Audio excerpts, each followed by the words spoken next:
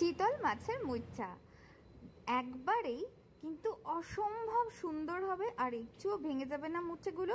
সবকটা tips and tricks follow করো, অসম্ভব স্বাদের এই সুন্দর মুইচ্ছা তোমাদের সাথে শেয়ার করছি পুজোর আগে কিচেন টেলসে।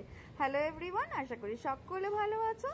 চলো আজকে ভিডিওটা পুরো দেখে নাও, আর এইভাবে বানালে তোমাদের মুচ্ছাও কিন্তু প্রথমবারই পারফেক্ট হবে। তার জন্য পুরো ভিডিওটি দেখার অনুরোধ রইল।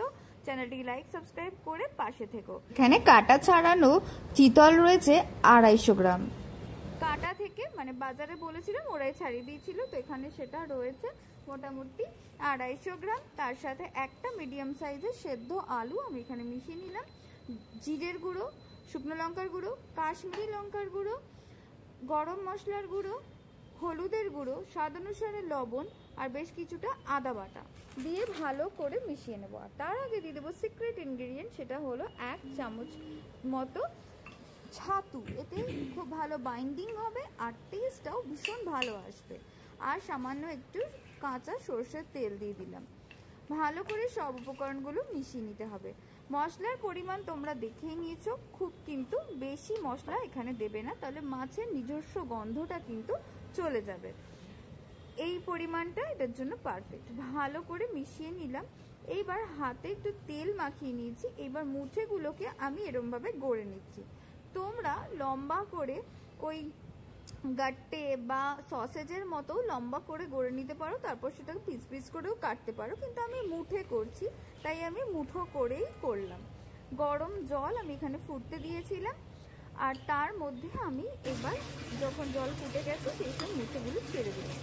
মোটামুটি 5-7 মিনিট পরেই দেখো মুঠেগুলো কিন্তু ভেসে ভেসে উঠেছে। এইগুলোকে একটুখানি আলতো হাতে আমি উল্টে পাল্টে দিচ্ছি। 2 পিঠ ভালো মতো হয়ে গেলে আমি এখান থেকে এটাকে তুলে নেব। এই জলটা আমি রান্নায় ইউজ করব না। যারা একটু বেশি মাছের গন্ধ পছন্দ করো তারা ইউজ করতে পারো, কিন্তু আমার মনে হয় এই জলটা দিলে মাছের ঝোলে বড্ড বেশি মাছ মাছ একটা আস্তে গন্ধ লাগে। যাই হোক, এটা আমি ভালো করে জল থেকে ছাপিয়ে তুলে নিলাম। এইবার একটা মশলার পেস্ট বানাচ্ছি।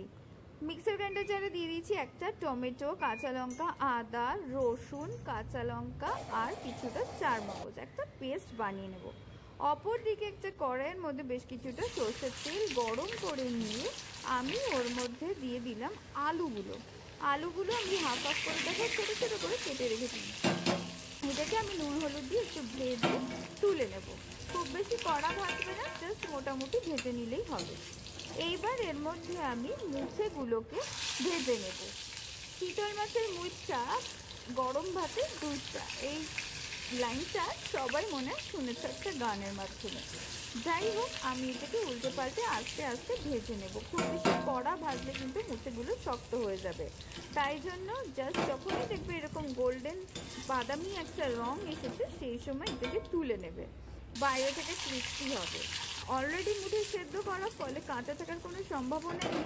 সবকটা মুঠেকে আমি এভাবে ভেজে তুলে নিলাম।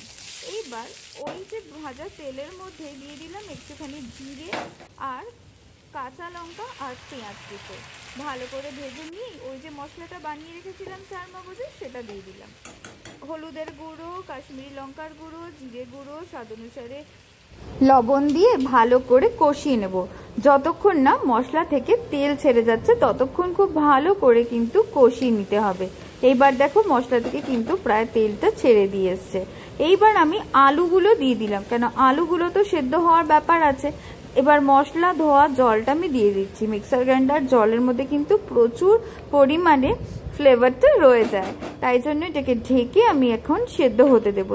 যখন দেখবো আলুগুলো প্রায় সেদ্ধ হয়েই গেছে সেই সময়তে আমি মুঠেগুলো দিয়ে দিচ্ছি।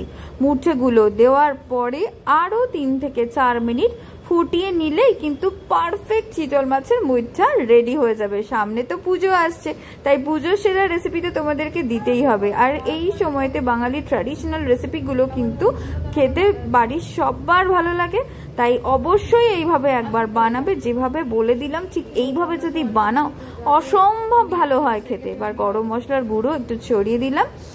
আর একটা কথা বলে রাখি, এইভাবে বানালে কিন্তু একটুও ভেঙে যাবে না। ছাতু থাকাতে বাইন্ডিংটাও যেমন ভালো হবে সেরকম খেতেও ভালো হবে।